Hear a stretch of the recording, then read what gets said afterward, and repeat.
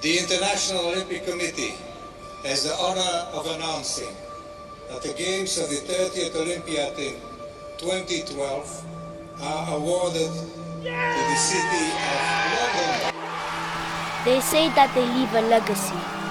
What legacy? As a young man that was involved when I was 16, it was a real possibility that I'd be able to buy a home 10 years later, 15 years later, from this agreement. And I look at the flats and I look at all what is being built, and it is not possible. It is not possible because the agreements we set have not been adhered to.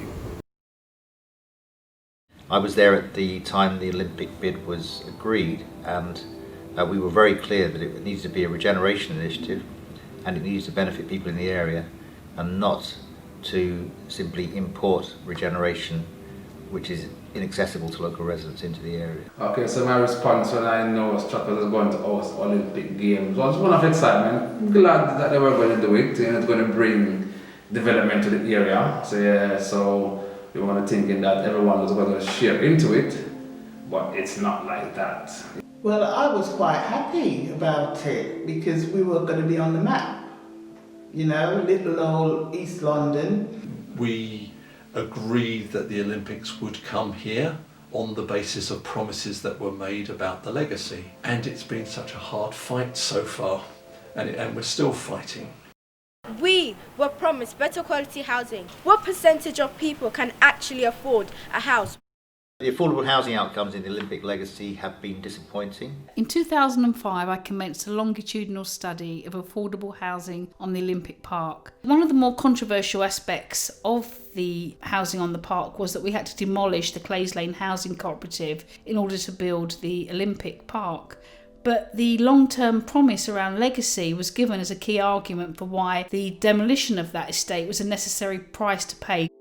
East Village is the former athletes' village and currently includes 49% affordable housing. If we apply a genuinely affordable test to that housing, it drops to 24%. Triathlon have provided us with data on who lives in East Village, and there's quite a concern. For example, Black Africans that make up 12% of the population of Newham make up only 4% of those living in intermediate rent and 2% of those in shared ownership housing. Chobham Manor is the first new neighbourhood on the park, and we were really pleased that the LDC recently increased the level of affordable housing from 28 to 35%. It was interesting to see that lots of people are moving in who really want to help to build a new community, but there's also people who are simply leaving their homes empty as safety deposit boxes. Eastwick and Sweetwater are the second and third neighbourhoods, and they're currently under construction. Levels of affordable housing were cut from 43% and 48% to 30%. The fourth neighbourhood is Stratford Waterfront, and that was submitted to the Planning Committee last year. Although it claimed to have 35% affordable housing, it was all shared ownership, so effectively it was 0% affordable housing. The government defined affordability as up to 80% of the market value, but in London that's just utterly out of the question, preposterous.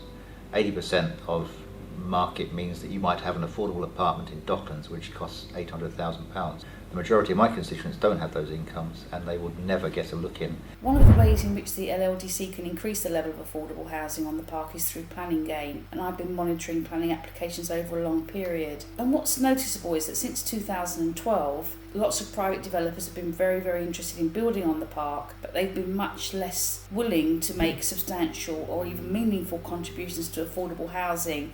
There's very few families, certainly from our school and the local community, that have moved onto that legacy site. A lot of new people have moved into Newham, but a lot of those would be young professionals who are perhaps working up in the city because realistically they are the only people that can afford most of that housing.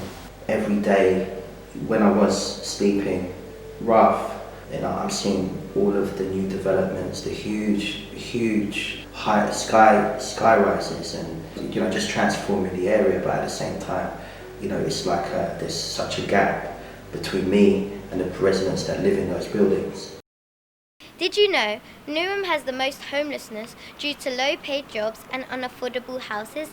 Is this fair? If housing was good in England, I would have been able to find a nice house and not have to move school multiple times. People are moving not because they want to, but because they have to, either because rents have got too high or because the council have moved them out. It's also a problem for our church community, because people just go, we invest in people and then suddenly they're gone. That one family living just a couple of hundred yards from here, two people working, father and mother, had a youngster aged 5, living in one room just off the high street here.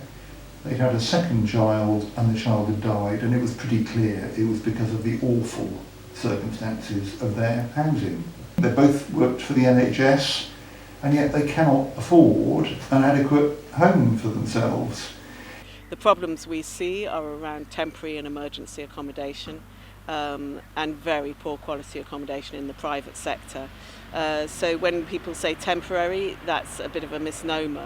What temporary accommodation really is unregulated accommodation. So they can't put down roots, they don't know whether to change their child's school from the borough which they've come from, they don't know whether to change their GP, because they literally don't know whether they're going to move tomorrow or in 3 years' time.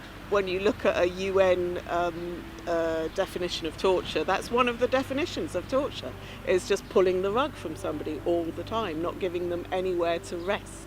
Constant stress, constant thinking of how you're going to get things sorted, constantly worrying, money problems at all times. You know, the rent in Newham is way outside working people range. We've sat round the table as a senior leadership team working out what we can bring in to give to families. We have, sorted out clothing, bedding for families that have been evicted. So families all living in one room, up to 4 or 5 people in one room, the size of a single bedroom, sharing a bathroom and kitchen with up to 5 or 6 other families, problems of infestation, problems of damp, problems of mice, and also in terms of the children that we're looking at, this is incredibly detrimental to their health. There are high levels of asthma, there's nowhere to play in these rooms, there's nowhere safe to be. Children are learning to walk on the bed because there's no clean floor space. Children are missing the crawling phase of their development because they're not having any tummy time on the floor. So the situation is about as bad as it can be. We're going to see in schools a real shortage of potentially support staff, admin staff, teaching assistants who simply cannot afford even the rent of the local area. If you apply for rehousing to Newham Council, you are waiting at least 10 years. If I had a magic wand, I would ensure that people have been enlightened that they have been deceived. I would build houses, quality houses, so that people can continue to reside in Newham. So how do we then create real affordability in London? And there's a whole number of things we need to do. We obviously need to build more homes, but we need to have a model which provides people the opportunity to get a property on a median income. I've got no problem with having more expensive housing being built here, as long as we've got the council housing, the affordable, genuinely affordable social housing that we need, and at the moment we're just not getting it. So what I would like to see is a meaningful conversation, a different kind of conversation about new models of regeneration and housing development. Think about a role for community-led land trusts, thinking about the role of housing co-ops, thinking about more and different ways to provide genuinely affordable housing at social rent. We agreed that if the Olympics did come, they would put community land trust homes on the Olympic Park.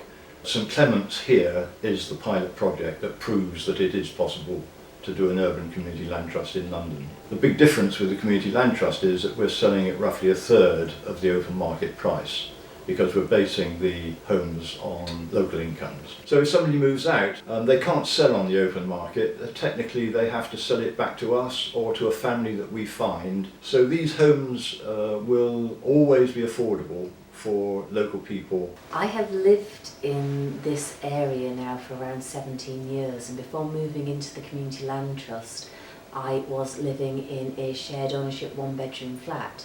But unfortunately, the value of the flat rose very quickly, an awful lot quicker than my wages would ever rise, and I found myself living in a one-bedroom flat with 2 children who were growing day by day, a boy and a girl, and it became increasingly unsustainable.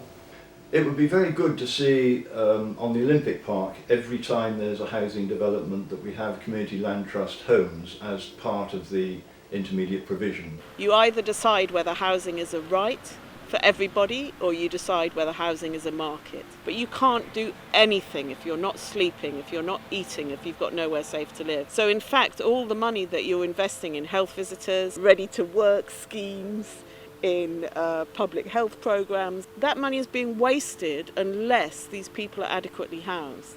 The promises that I was given have not come true. We want the size of the cake, not the crumbs. 50% of all housing should be generally affordable. We want community land trust housing designed by and for communities. It must be generally affordable. If it is not affordable to local people, it's not affordable. We want residents of the park to reflect the wonderful ethnic diversity of East London.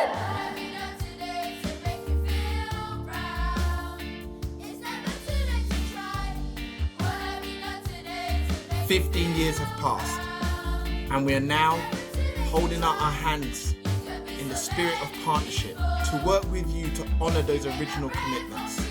In 4 years' time, when Paris hosts the next Olympic Games, we hope that there's a better story to tell about the London Olympic housing legacy.